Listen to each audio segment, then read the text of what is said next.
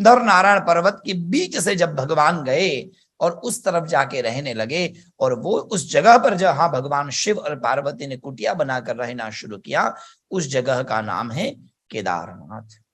पर केदारनाथ भगवान अव्यक्त दशा में रहते थे, दिखते नहीं थे। कालांतर में वो पता नहीं है किसी को वहां मंदिर, आजकल अब एरोप्लेन से यात्रा होने लगी, पहले के जमाने में ऐसा नहीं था। पहले के जमाने में लोग मरने के लिए हिमालय जाते थे, बोलो जय श्री कृष्ण। जब घर पे सब काम हो जाता था, बच्चे के वहां बच्चे हो जाते थे, तो पूरे घर की चाबी सामान सब बच्चों को देकर, दो हाथ से जोड़कर राम राम कह के पूरे गांव का भंडारा करवा के चले जाते थे हिमालय पर। जाते जाते जाते जाते वहीं पर उनका शरीर गिर जाता था और बस भगवान में मिल जाते थे। उदाहरण स्वरूप देख लीजिए पांडव लोग। अर्जुन को समाचार मिले कि अब कृष्ण भगवान यहां नहीं रहे धरातल पर, घर पर आए, अपने भाई को पूरी बात बताई। 5 पांडव बहुत रोए। और ये बात जब कुंती माता ने सुनी कि अब द्वारकाधीश, अब कृष्ण इस धरातल पर नहीं रहे, उसी समय कुंती माता के भी प्राण छूट गए। कुंती माता के प्राण छूट गए। पांडवों ने सोच लिया अब इस दुनिया में रहा क्या, जहां मां नहीं है, जहां माधव नहीं है, तो यहां रहने से फायदा क्या। वेदव्यास जी को प्रणाम किया और कहा कि अब हम पूरा राज्य परीक्षित को देकर हम जाना चाहते हैं, अभी नहीं। आपकी माता को मरे अभी कुछ दिन हुए हैं, 1 वर्ष तक माता के पूर्ण बरसी की विधि पूरी करिए, क्योंकि ये एक पुत्र का कर्तव्य होता है माता पिता के पीछे उनका पूरा कर्म करना। जब माता का 1 वर्ष पूर्ण हो जाए, वार्षिक श्राद्ध खत्म हो जाए, उसके बाद में आप जाइए। 1 वर्ष तक वो लोग रहे पांडव। माता की बरसी पूरी हो गई, उसके बाद में 5 पांडव और द्रौपदी चलते हुए हिमालय की यात्रा में निकल गए। फिर कभी वापस नहीं आना था, सोचा था पैदल चलकर स्वर्ग की सीढ़ी चढ़ेंगे। करते करते करते वहां व्यास गुफा से बद्री केदार के और जहां जा रहे थे, रास्ते में अपने अपने कर्म के अनुसार सबसे पहले द्रौपदी गिर गई, उसके बाद में सहदेव, नकुल, ऐसा ये कथा में आता है। जब जा रहे थे, 5 लोग थे, उसी समय भीम ने, ऐसा कहा जाता है कि जहां से सरस्वती नदी बहती है, सरस्वती नदी को उस पार करके जाना था, तो पांडव तो चले जाते, पर द्रौपदी कैसे जाती। तो कहा जाता है कि भीम ने पूरा पत्थर उठाकर सरस्वती माता के ऊपर रख दिया था, जो आज भी भीम पुल वहां पर है, उस पर चढ़कर उधर गए थे। उधर चढ़कर जब जा रहे तो जाते जाते मन में भगवान शिव की याद आई। युधिष्ठिर ने भगवान शिव की कथा सुनाई और कहा कि हमने शास्त्रों में पढ़ा है इसी क्षेत्र में केदारनाथ हुआ करते थे, यहीं पर केदारनाथ का नित्य निवास है, परंतु भगवान दिखेंगे कहां।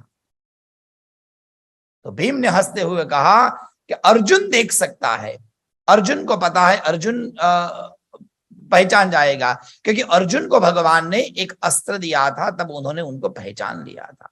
भीम ने अर्जुन से कहा कि अर्जुन भगवान को पहचान सकता है। अर्जुन ने कहा बिल्कुल पहचान सकता हूं, परंतु पहचानने के बाद में पकड़ नहीं सकता। भगवान पहचान में आ जाएंगे, परंतु पकड़ में जल्दी नहीं आते। बोलो जय श्री कृष्ण। कभी कभी कथा सुनते हैं ना, तो कृष्ण कथा सुनते सुनते कृष्ण समझ में तो आ जाते हैं दिमाग से, और हॉल के बाहर जाते तब भरपूर छूट जाते हैं। बोलो जय श्री कृष्ण। पकड़ में नहीं आते। कई कथा साहब हम लोगों ने सुन ली, मैंने, आपने, सबने।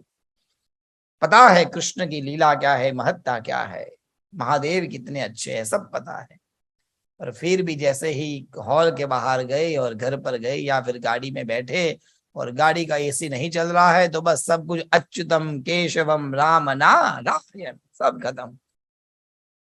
कितना भी पंडित जी कहते हैं संयम से रहो, जो है उसमें चला लो, बात सही है, क्या लेके आए क्या लेके जाना, पर जिस दिन घर में सब्जी में नमक कम है तब पता चलता है, सब ज्ञान चला जाता है ना। कृष्ण और भगवान समझ में तो आ जाते, परंतु पकड़ में नहीं आते। भीम ने कहा इसमें क्या बात है, देखा नहीं कितनी बाहु का बल है, इतने बड़े दुर्योधन तो पटक पटक के मारा मैंने, और मैं भगवान को नहीं पकड़ सकता। देखते हैं अर्जुन, जैसे ही भगवान दिखे मुझे बता देना, और देखना मैं मेरी बाहु के बल से भगवान को ऐसा पकड़ूंगा कि महादेव कहीं नहीं भाग पाएंगे। ठीक है, जाते जाते आगे गए और एक सुंदर नंदी दिखाई दिया अर्जुन को।